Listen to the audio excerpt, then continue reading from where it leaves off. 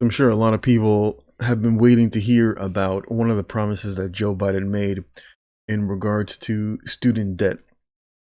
Overwhelmingly, student debt is held by women. I believe it's 72%, but they usually say around two-thirds of all debt, of all student loan debt, is held by women.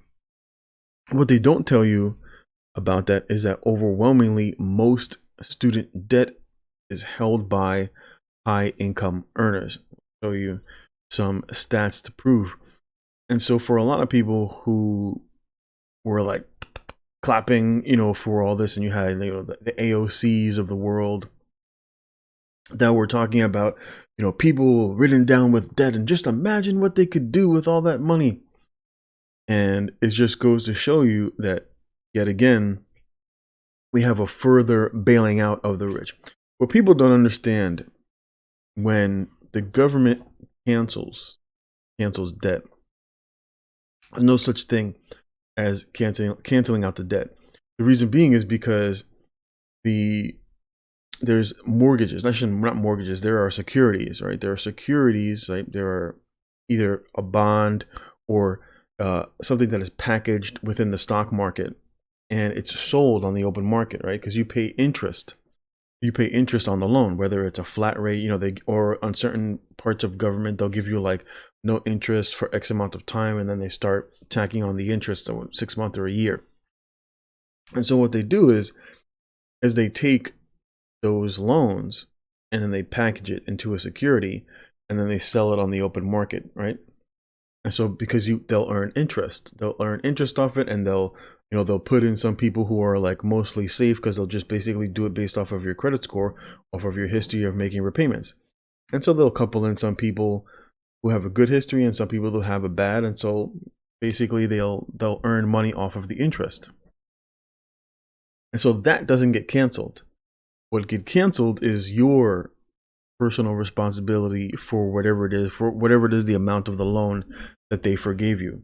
What a lot of people don't understand is that just gets thrown on the backs of all the people who pay taxes, which includes you, right? If you have a job, then they're just going to include that into your taxes. They won't tell you that part, but that's where a lot of your taxes will go to pay off that debt. So while for many individuals, let's say maybe you owed 20,000 or maybe you owed 30,000, at the very least you knew how much you owed, right? And so once you finished paying that money, you were done. Now, while your personal debt might be forgiven, whether it's 20,000 or 30,000, etc., right? So while your personal loan debt might be forgiven, now they have basically thrown everybody's debt onto your back.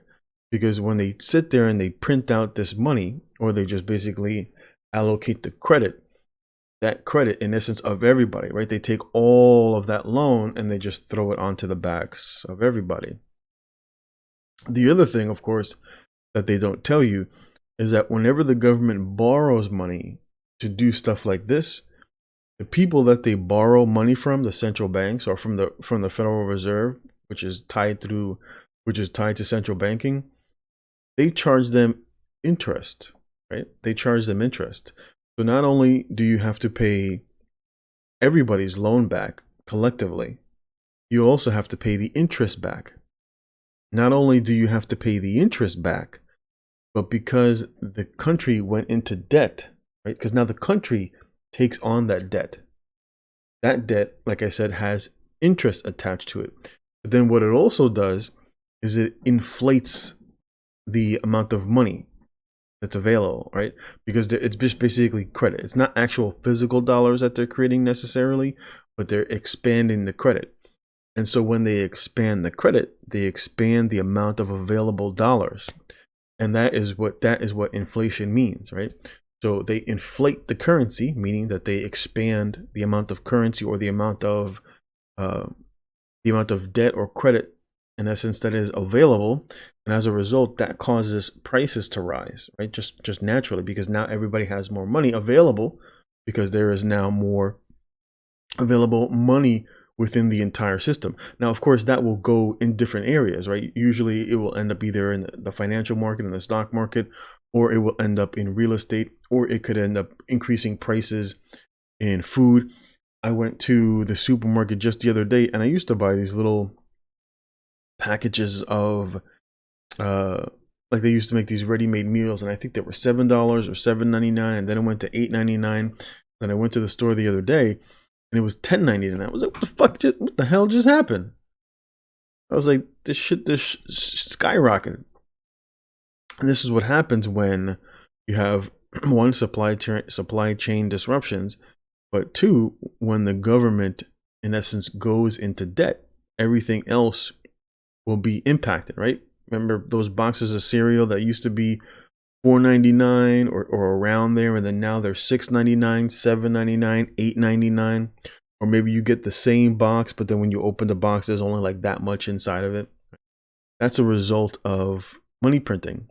And so for a lot of people who are ignorant about what's happening, they're like, "Yay, I'm getting my debt canceled." You're not. You're just paying for it someplace else. And not only are you paying for yours, but then you're paying for that person and that person and that person and that person and that person who also got their debt canceled. The government is not doing you any favors when it talks about student loan debt cancellation, etc. The other thing is that this, in essence, gets thrown on the back of people who maybe didn't even have the opportunity to go to school, who are also poor as well, because even though they might not see their taxes rise, but they do get impacted by price inflation. And this is what many people don't understand of what's going on. You know, they might sit here and pretend that they're doing you some sort of a favor, but they're not. The only thing that this causes is it causes asset prices to rise. And of course, it enriches the wealthy. That's why they're always for it. That's why they're, they pretend that they're not for it, but realistically speaking, they are. Because the people, typically the wealthy ones, are the ones that own the stocks, right? So if you own, let's say, for example, you own Kroger, right? Kroger, the stock, which is a supermarket branch. So Kroger has to raise their prices now because of food price inflation. You can easily look this up. Same thing with Tyson. Tyson said that they were going to have to raise their prices because of inflation. Also look at, for example, Kraft, KHC. It's another ticker symbol. You look at oil, right? Because of what Joe Biden did, because of Joe Biden basically killing the Keystone Pipeline, causing prices to rise in oil. What does that do? It enriches the financial market, right? So stock prices go up, dividends get increased, the prices of the stock goes up, the CEOs and the people who work at the top end make money. Most stock is held by the wealthy. So when they pretend to do these sort of favors for you, they're only enriching themselves. Because when asset prices rise, whenever you print money, whenever there's inflation within the system, it causes asset prices to rise, which is why you see prices of homes going up. One, because of the moratorium. Two, because of the very low cost debt, because everybody has access to it. And so if you get an extra 10,000 or 15,000, the bank says, we'll give you, an extra 100,000. And then they say, we'll give you an extra 10,000 over what you're asking. Someone says, I'll give you 15. Someone says, I'll give you 20. And it's because they're getting all of this low interest debt from the government. So it causes asset prices to rise. And that typically enriches the wealthy. And of course, this is what many people just don't understand. And they keep getting lured into this same sort of scheme. And it's because people just don't understand. For a lot of minorities say, we never had this sort of education, or we never had financial education, etc. But the Bible told you, Book of Proverbs, where it says that, do you not know that the borrower is a slave to the lender? Or where the Apostle Paul said, do not you owe anybody anything except love, right? Jesus even said in his illustration where he said that he gave each one coins, right? He says, somebody he gave 1, somebody he gave 5, somebody he gave 10. And to the one that he said, go and do business. And they both came back and they said, Master, look, I did business. Here's the 10 that you gave me. Boom. And I got you another 10.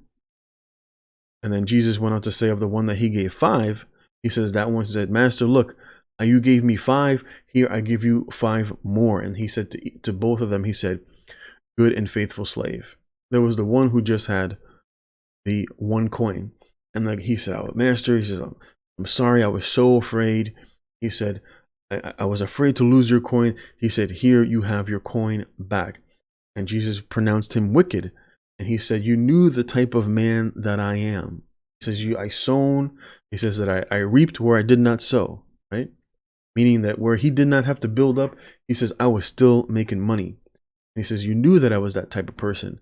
He says, "Why did you even just put my money in the bank so that I would get interest?" Right? So for a lot of minorities, always talking about how we did not receive that education, the Bible been told you how to handle money. Just people just don't listen. That's the unfortunate outcome for many who get duped into stuff like this, not realizing that they're just going to end up paying more on the back end.